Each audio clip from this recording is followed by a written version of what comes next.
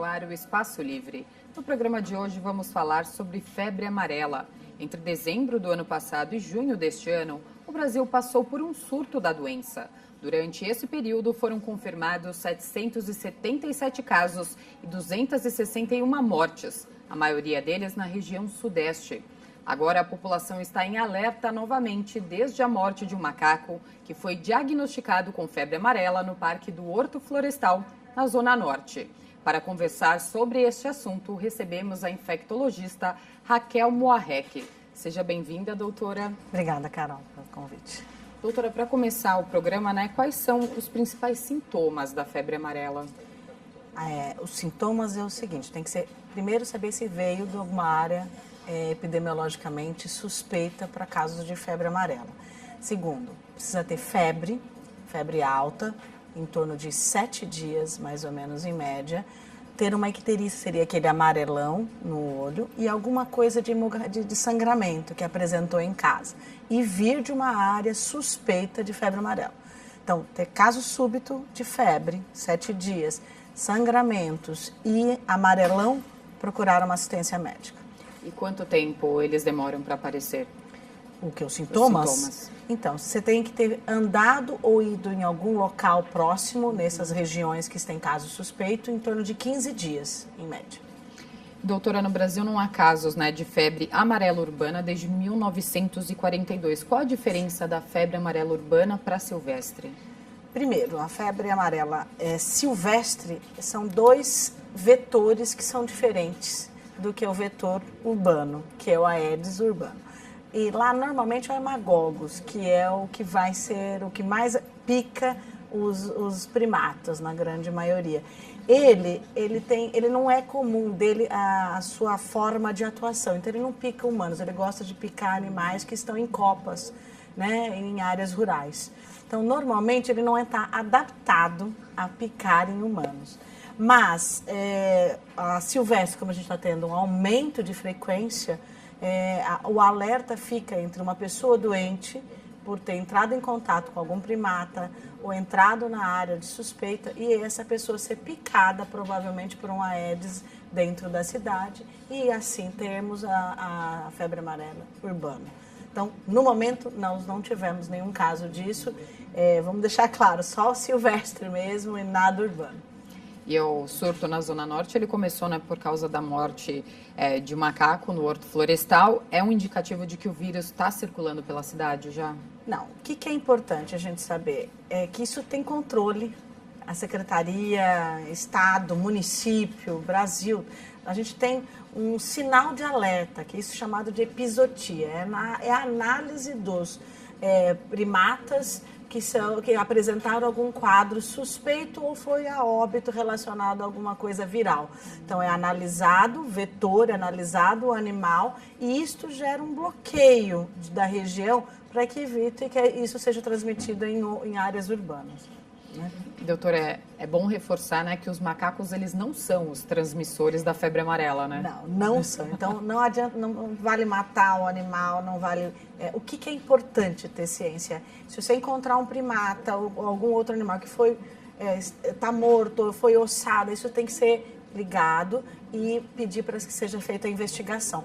Todo animal relacionado a áreas rurais e que morreu e que não tem a indicação do que, tem que ser notificado. Então, é uma notificação importante que todo mundo tenha ciência para fazer, para a gente fazer os bloqueios mais adequados e ter ciência do que morreu. E lá, o que a população da cidade, principalmente da Zona Norte, deve fazer a partir de agora, Porque todo mundo correu para tomar vacina. Precisa ter conhecimento. Isso que nós estamos fazendo aqui é super importante, alertar a população. Não adianta eu sair correndo, ficar numa fila 3 horas da manhã. Vai ter vacina para todo mundo. Eles vão alargando a área para aumentar o aporte vacinal. A vacina demora em torno de 10 a 14 dias para começar a fazer efeito. Ela tem um efeito de eficácia de mais de 99%, então não precisa, se eu tomar, será que eu respondo? Responde, todo mundo que é indicado a tomar tem uma alta resposta. Existe um calendário de vacina onde criança já é para tomar acima de 9 meses, até os seus 4 anos e 11 meses, que é para tomar a segunda dose. Tem os reforços que tem que ser feito adequadamente. Então, criança tem reforço, sim. O adulto, pela Organização Mundial de Saúde, diz que quem já tomou uma dose, ele já tem a sua imunidade mantida para o resto da vida. Então, assim, não precisa ter pressa, não precisa ter loucura, precisa ter calma e ir no seu tempo adequado. A Secretaria aumentou os seus horários de vacina para a população no geral, para que isso seja feito com mais garantia possível. Você falou de uma única dose para adultos, né? Isso. Há alguns anos se falava que a dose da vacina deveria ser reaplicada a cada 10 anos e hoje a recomendação é apenas uma dose. Por que isso mudou? Nós estamos seguindo a orientação da Organização Mundial de Saúde. E também foi feito vários trabalhos onde mostrou que a presença dessa vacina já ficou de cicatriz vacinal para quem já tomou uma dose. Então, não havendo a necessidade da segunda. E tomar cuidado, né? É uma vacina, ela é segura, mas ela é vírus vivo, atenuado. Então, ela causa no indivíduo uma reação maior. Então, tem pessoas que são indicadas de fazer vacina e outras que não são indicadas de tomar. Então, por exemplo, gestante não é indicação de fazer. Quem está amamentando teria que parar a amamentação, tomou a vacina, para amamentar durante quase 30 dias, para depois voltar à amamentação. E tem aqueles idosos acima de 60 anos que tem toda uma análise que tem que ser procurado o seu próprio médico, avaliar se ele tem indicação de tomar para ser feita ou não. Então, indicação primária. Quem está na área de risco, de acordo com o aumento dessa área, passe no médico, analisa se pode tomar ou não, não fazer filas sem saber se você pode tomar ou não. Às vezes ela é lúpica, toma corticoide, faz quimioterapia, quer dizer, então a gente não sabe dessas populações que estão numa fila para tomar uma vacina, se elas podem realmente tomar ou não. E quais são os tipos de reações, né, que podem dar? Então, a reação vacinal normalmente é local. Quem está gripado é bom não tomar, quem espera o quadro melhorar para ser feito. A reação é local, pode dar um mal-estar, pode ter uma febre um pouco baixa, e a gente evita o uso de anti-inflamatórios nessas pessoas na evolução. Então, não tome anti-inflamatório sem saber se é indicação de fazer ou não. Né? No caso das pessoas que você já falou que tem contraindicação, se essa pessoa acabar tomando, né, qual é o risco que ela corre? Então, assim, primeiro, ela não quer dizer que todo mundo que está contraindicado não tem indicação. Então, por isso precisa ter avaliação médica. Eu mesma já liberei pessoas que normalmente acima de tal idade não faria, mas como ela vai para uma área realmente de risco, é caso a caso. Então, indicou-se de fazer. Aí tem um controle que é importante fazer. Então, ver se ela tem algum sangramento, se ela teve algum rebaixamento, se ela teve alguma alteração febril e fazer as explicações para essa pessoa, não tome isso ou tome aquilo para melhorar o estado geral. E a partir de qual idade que a criança pode tomar a vacina? Então, a partir de 9 meses, com repetição da segunda dose até 4 anos e 11 meses. Salvo em áreas de risco grave, se a gente tiver vários casos confirmados, eu posso reduzir essa idade para 6 meses, em critério de gravidade, né? Deixar bem claro. Agora, se tiver crianças até 5 anos que nunca foram vacinadas antes, eu posso indicar a vacinação agora e repetir essa dose 30 dias depois, como segunda dose antes dos 5 anos. Se eu tiver acima de 5 anos, eu também nunca recebi a vacina, eu tomo uma dose, aí eu só vou ter que repetir em 20 anos mesmo. E adulto, uma vez só. O que é importante, quando a gente vai para fora do país, né, já está sendo obrigado na carteira de vacinas, que é a carteira de vacinação internacional, a gente ter essa vacina e ir para a ciência. Então, quem vacinou, guarde sua carteirinha, porque as pessoas têm mania de perder, e se for para alguma viagem internacional, para poder ter a carteira internacional. Entendi. E, doutora, a vacina é a única forma de prevenção da febre amarela? Não, vacina é o primeiro item, né? Então, nós temos outros cuidados que a gente tem, os repelentes. Tem que tomar muito cuidado, porque as pessoas pensam que repelente daquele da parede, mesmo assim, o mosquito entra.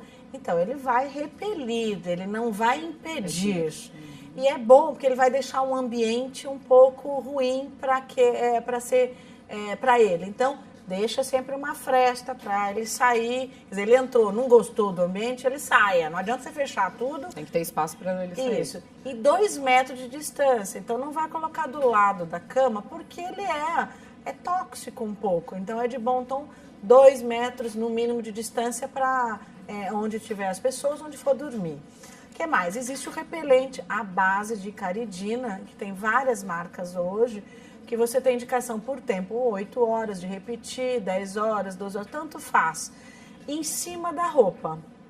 Se você for para uma área, tem pessoas que falam, eu gosto de fazer caminhadas no meio de mato e tal. Então, assim, indicação de passar, evite a área dos olhos, passa no corpo como um todo, tá? Cuidado para não pôr a mão na boca quando coloca, então tem que tomar cuidado com isso.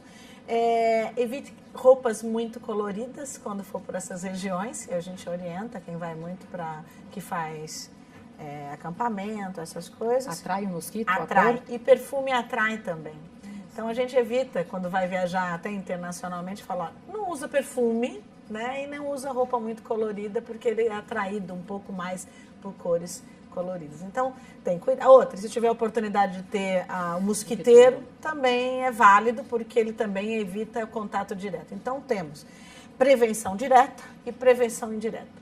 Aí as pessoas perguntam, mas se o vetor não é o mesmo, que é o silvestre, não é o mesmo, e ele fica mais em copas, o que tem que ser protegido? Realmente, é o repelente de parede, repelente para o corpo e os mosquiteiros. Não adianta água empoçada, não, porque não é o mesmo vetor de cidade.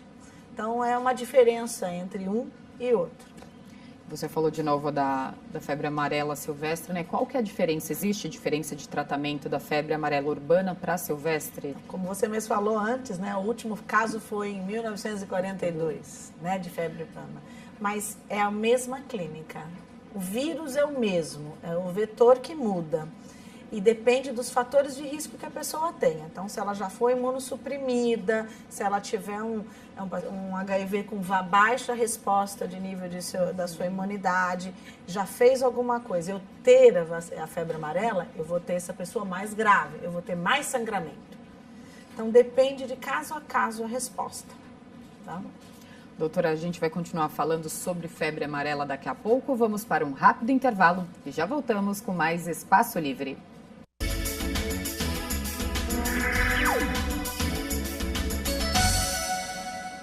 Estamos de volta com o Espaço Livre, hoje falando sobre febre amarela. Doutora, vamos continuar nossa conversa, né? Faz pouco mais de um mês que o ministro da Saúde, Ricardo Barros, decretou o fim do surto, né? Que matou 261 pessoas de dezembro a junho desse ano. É possível que a epidemia ela não estivesse sido totalmente resolvida? Olha, epidemia de casos. Nós estamos investigando agora, está tendo caso em animais. Então, assim, houve ainda a presença de alguns casos. Então, a epidemia é quando você tem um aumento do que é o esperado. Então, realmente, pode ter suspenso, quadro de investigação de surto, mas a gente continua tendo casos silvestres, que isso pode ter, porque as pessoas ainda moram em áreas rurais. Então, isso não vai evitar da gente ter. O problema é o aumento disso, tá? Então, ok. E, doutora, vários parques, né, da cidade já foram fechados, né, depois que o macaco no horto foi diagnosticado com febre amarela. As pessoas devem evitar as áreas verdes aqui na capital? Então, eles fecham para fazer medidas de prevenção e investigação, que é a busca dos epizoítas, né? Que seria busca de animais com presença de vírus e investigação da região. Então, eu acho que são medidas maravilhosas da gente atuar e ter esta proteção, que é a análise dos parques. A partir do momento que você avalia um parque e não tem mais nenhum caso e não tem a presença do vírus encontrado lá nos animais, a gente volta normalmente a frequentar, que é adequado. Eu acho que no momento, em parques que tenham presença de animais, eu prefiro evitar a presença. E, por exemplo, se um animal ele for encontrado morto num desses parques, né? Quanto tempo demora para fazer o diagnóstico? E tem algum risco, né, de você não conseguir diagnosticar facilmente se esse animal estiver ali morto há muito tempo? Sim, quanto mais tempo demora-se para pegar um animal que já foi morto há muito tempo, é mais difícil o diagnóstico. E a pesquisa de vários vírus, porque o vírus, às vezes, ele tem seu tempo de sobrevida dentro de uma carcaça de algum animal. Então, mas assim, a pesquisa dele mais precoce, morreu ontem, uma semana, a pesquisa é um pouco mais rápida, porque você faz em medida sanguínea e aí é um pouco mais, você tem uma resposta em 7, 10, 15 dias. Hoje existem alguns métodos que dão a resposta de 48 até 5 dias, mas não é com tanta frequência ainda, né? Não temos esse método 100% para eu responder, morreu ontem, eu já tenho a resposta hoje. O nível sorológico ou de investigação de tecido, ele demora muito, um pouco mais, né? De 10 a 15 dias. E se demorar muito para encontrar esse macaco, tem que mudar o tipo de diagnóstico e de investigação? Sim, porque não é só isso. A gente pesquisa os vetores, a gente pesquisa se tem presença em algum local ou algum outro animal também. Então, não só o primata. O primata é o mais fácil, né? Mas existe outra presença de animal que também tem que ser pesquisado. Por isso que é importante a notificação, né? Olha, se a população tiver ciência de ver, encontrei, eu estou andando lá, vi um animal, já notifica. Então, todos nós precisamos ter essa consciência de notificar, de investigar também. O lado de investigação não é só assustar na época que fecha um parque. A gente frequenta esse parque todo dia, então, olha, morreu um animal ali, isso daí já é um sinal de alerta. Então, se a população já tiver ciência disso, ajuda mais os órgãos públicos a trabalhar. E no caso do diagnóstico da população, né? Como agora a gente teve esse caso, muitas pessoas estão com uma febre alta, já correm para o hospital e acham que é febre amarela, né? As pessoas devem ficar atentas também e às vezes elas podem ter todos os sintomas da febre amarela e não ser febre amarela? Pode ter parecido, porque a febre amarela, ela é um diagnóstico de uma síndrome febril e tem várias outras patologias que podem ter. Uma paralela a ela é a leptospirose. Nós estamos também em época de chuva, então é muito comum eu ter um quadro parecido com febre amarela, só que eu preciso investigar. Aí eu tive contato com água de chuva, fui andar no horto. Então, o contato com a epidemiologia do motivo, ou quando eu me piquei, ou se foi por animal ou por águas, dá para se diferenciar muito na história do paciente. Então, o quadro clínico ele é muito parecido com algumas outras patologias. Até a hepatite A hoje é muito parecido com o diagnóstico de febre amarela. Só eu tenho, a diferença é a epidemiologia. Eu tenho casos, eu andei lá, eu não andei, não bebi nada de diferente. Então, realmente muda muito a epidemiologia do caso. E doutora, uma vez, né, que a doença é tratada, ela deixa alguma sequela para o paciente? Depende da gravidade. Como ela é relacionada. Nós temos, então entendendo, febre amarela eu tenho leve, eu tenho moderada e eu tenho severa, que é a grave. Hoje, o índice maior de óbito de casos de febre amarela é o sintoma grave. Então, do grave chega a morrer mais de 50% de casos, pela gravidade do caso e quantidade de sangramento. Estes que sobrevivem a este quadro de febre amarela grave têm sequelas maiores. Pode ter vasculites, pode ter um quadro de distrofia muscular, pode ter insuficiência renal, pode ter alteração hepática grave. Então, esses casos são graves. Os moderados, eles podem sair sem nenhuma sequela nenhuma, ou responder adequadamente ao tratamento, que é a hidratação. O que é principal? Tem um caso suspeito, eu moro numa região e eu tenho um quadro febril, primeiro item, evite tomar anti-inflamatórios, né? E vá procurar realmente assistência só para saber se você tem um quadro suspeito ou não de caso disso. Então, prestar atenção. Febre, até 7 dias, de início súbito, dor muscular, gravidade, amarelão que eu comecei a ter, ou um sangramento a hora que eu escovo um dente, ou a hora que eu vou ao banheiro, alguma coisa assim, justifica eu procurar assistência médica. Doutora, você falou que não pode tomar anti-inflamatório, né? Isso. Por quê? Então, como eu tenho um quadro de hemorragia e os anti-inflamatórios são relacionados à resposta hemorrágica da cascata, vamos dizer assim, então a gente evita ter formas graves do uso de anti-inflamatório. Então, é uma coisa que a gente evita de se tomar quando tem um quadro de suspeito de infecção por síndromes virais. A gente aguarda ter o diagnóstico e fala, agora você pode, ou não, entendeu? Você falou também que existem vários graus, né? Tem a moderada, tem a mais grave. Isso. Existe uma diferença de sintomas no paciente em relação a esses graus ou não? Tem pessoas que não têm sintoma nenhum, e mesmo assim ser grave, vamos dizer, né? Então, o prestar atenção no seu próprio corpo, entender que eu não estou bem, que as pessoas, elas mesmo não estando bem, ela vai trabalhar, ela vai viver a vida dela porque é necessário. Mas ela precisa ter ciência do que é. Olha, eu moro numa área endêmica, eu estou escutando sobre isso, eu frequentei esta área, certo? E aí eu estou apresentando febre alta que eu não tinha. Ontem eu estava bem, cara, hoje eu vi 39 e eu continuei tendo. Então, prestar atenção no seu sintoma e procurar assistência com conscientização do quadro, entender direito. As pessoas, elas não ligam muito para o sintoma, né? Porque a gente realmente quer viver, trabalhar e esquecer um pouco que a saúde precisa de atenção. Mas eu acho que, tomando isso como conhecimento, ela procura mais adequadamente a sua assistência médica.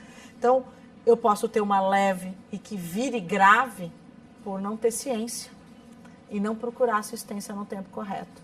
E eu posso ter um grave que respondeu super bem porque ele entendeu que eu não estando bem, ela procura mais adequado. Então, é variado isso, né? Precisa conhecer o próprio corpo.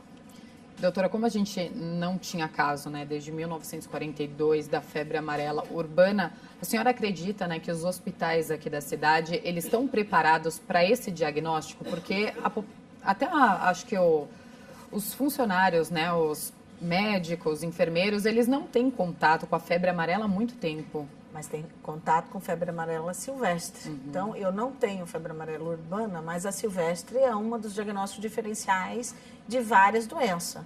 Então, os médicos, eles são preparados, isso sim, os do estado, do município, de hospitais particulares, eles têm que ter ciência de síndromes hemorrágicas ou síndromes febris, abrir o leque de investigação. Então, isso é comum, porque a gente precisa ter conhecimento de fluxos e epidemiologia por sazonalidade. É uma doença sazonal no momento. Se eu vou trabalhar num lugar e eu não saber que ela existe, então eu estou muito fora. Então não é comum isso. Hoje, o lado epidemiológico e o conhecimento de todos, ainda mais por informação de mídia em geral, é muito importante. O paciente também, ele é mais informado, ele chega e fala, olha, eu fui nessa área aí, eu estou febril já há dias e fui escovar o dente e sangrei. Tranquilamente, quem está atendendo sabe como investigar. Né? Você acha que ainda falta um pouco de conscientização sobre a febre amarela por parte da população, mesmo que muitas pessoas ainda desconhecem? Elas só ficam sabendo mesmo quando tem um caso desse, como aconteceu na Zona Norte com o macaco, e aí fica desesperada. O ter conhecimento e ter desespero, isso é para todo mundo, né? Então, o que a gente pede é ter calma. A vacina tomando hoje não vai agir amanhã, entendeu? Vai agir daqui 10, 15 dias. Então, ter cuidado, tome-se cuidado e evite as regiões, né? Por isso que foi fechado, para que isso seja mais adequado no seu conhecimento. Agora, isso que a gente faz aqui é maravilhoso, porque a gente informa a população e essa população tem conhecimento do que está acontecendo no Brasil. Então, isso é bom. E, doutora, em relação aos mosquitos, né, a proliferação aumenta muito nessa época do ano, né? Uma época quente e úmida. Não. Época de chuva, época de doenças, a gente fala as doenças tropicais e as doenças relacionadas à água e vetores. Não tem jeito. Então, isso já existe. Tem doenças de inverno, doenças de verão e doenças das chuvas. Então, essa época é de hepatite, essa época é de dengue, essa época é agora de febre amarela, essa época de lepto. Então, não existe a possibilidade de não ter ciência disso. Até quem entra muito tem carrapato, então tem várias doenças relacionadas também, outros vetores. Então, acho assim, ter os cuidados, conhecer que isso existe, procurar assistência quando realmente não está. O que é mais importante que acho que a população precisa é tomar água. Um quadro febril de 37, 38, 39, a gente perde em torno de 200, 250 ml de água. Então, se eu tomar a água, eu diminuo minha prostração, o meu cansaço e eu enfrento melhor o quadro febril. As pessoas não tomam água. Quando elas estão com febre, elas querem ficar quietinha, dormindo e vai desidratando. E curte aquela desidratação. Então, acho que o que é importante na população? Nós somos 70% água, tome água, hidrate-se, use os repelentes, que são momentos da gente usar agora, né, porque é época de doença disso. E isso é o mais importante de conhecer hoje. Doutora, muito obrigada pela participação aqui no programa. Carol, eu que agradeço o convite. E muito obrigada a você que nos acompanhou em mais uma edição do Espaço Livre. Até a próxima. TV Câmara São Paulo, a política da cidade passa por aqui.